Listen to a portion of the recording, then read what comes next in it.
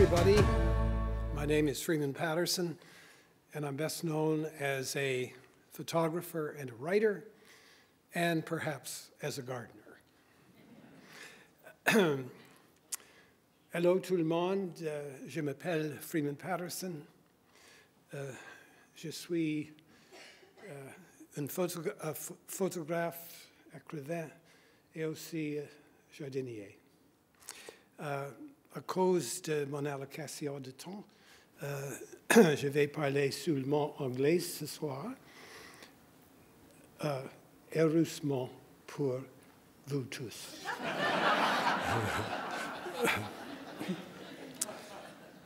In the more than 60 years that I've been making photographs, the technological emphasis has never been greater than it is today. That's very understandable, of course, because we've entered the digital era. I have nothing against technology and all of the wonderful advancements it has brought to our world. But I think we are paying a very heavy emotional and spiritual price for our preoccupation with technology. Many of the workshops, many of the concerns that come to me are really technological questions in this medium in which I work so much. And the less important questions, the ones that aren't quite as important, are the how questions. It doesn't matter what kind of camera I use or you use.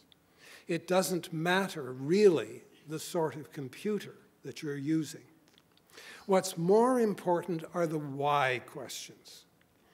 Why do I choose, or why does any person choose, to photograph the things that she or he does? Because those choices are symbolic.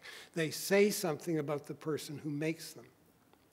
And the person, the style or the approach that the person chooses is equally important, because that style is going to change as the person grows and develops, and the style changes and says something about the person who's doing the creating.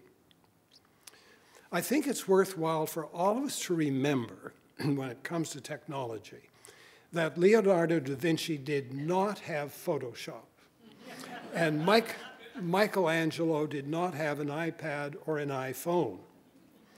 Photoshop is not a creative tool. There are no such thing as creative tools. All tools, all techniques are inert intellectually, they're inert emotionally, and they're inert spiritually. It is always the person who brings the creativity to the task and to the tools. Let's take a novelist, such as the one we heard speak tonight. I'll speak of another one, well known to you all, Margaret Atwood. Margaret Atwood is very computer savvy. She's very technologically savvy. But she has a cabin in the woods in Quebec, and often when she's there, she's writing with a lead pencil or a ballpoint pen. What difference does it make eventually to her novel? Does the poetry that you write depend on the brand of computer you use? So for me, it is absolutely essential to recognize that creativity is inherent in the person and never in the tools or the techniques. So the big question is, how do I stimulate the creativity with which I've been given? And for me, it's developing and nurturing a sense of awe and wonder. And my primary sense of awe and wonder is creation itself. Now, I'm not talking here about what you believe or don't believe in God. We can all agree that we live in the most remarkable creation, both material and non-material. And when we look outward, we know now that there are 500 billion galaxies, each one containing on average 100 billion stars and planets. That blows me away. When you think of the day, if you can think of it, in which you were conceived, something over or near 1 trillion of your father's sperm rushed to meet your mother's egg. Unless you're a twin, one sperm made it. You won the first lottery in which you were ever entered. You got the only prize going at odds of nearly 1 trillion to 1. And you got the gift of life as a result.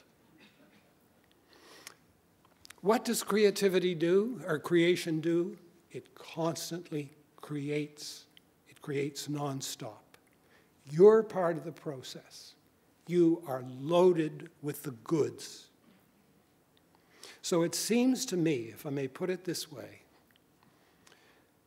that the ultimate gift of life is creativity. It's our ultimate gift, and using it is our fundamental responsibility. Thank you.